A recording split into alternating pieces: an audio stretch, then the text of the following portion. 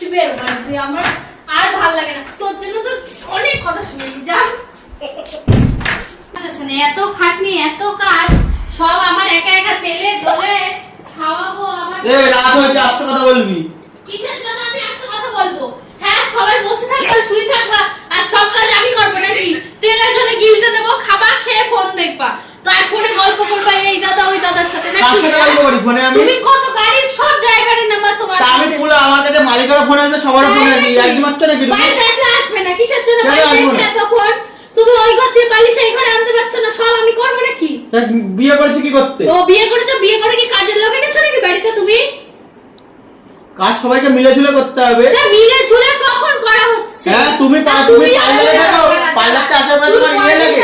সবই তো আমিই করি, এখন আজকে একটু সবাই ঠিক হয়ে শুয়ে আর একজন বসে রয়েছো, আর আমার কথা শোনাতে বসে আসছো। বসে থাকতে যাও, আমি তো করলাম, আর কত করব? কি করছো? সব করার বাসন নিয়ে এলাম। কি খাবে? ঝোলার খাওয়া, বেগুন পোড়া। ঝোলার খাওয়া তো তুমি আর তোর বড়ি খাও, আমি কত খাই?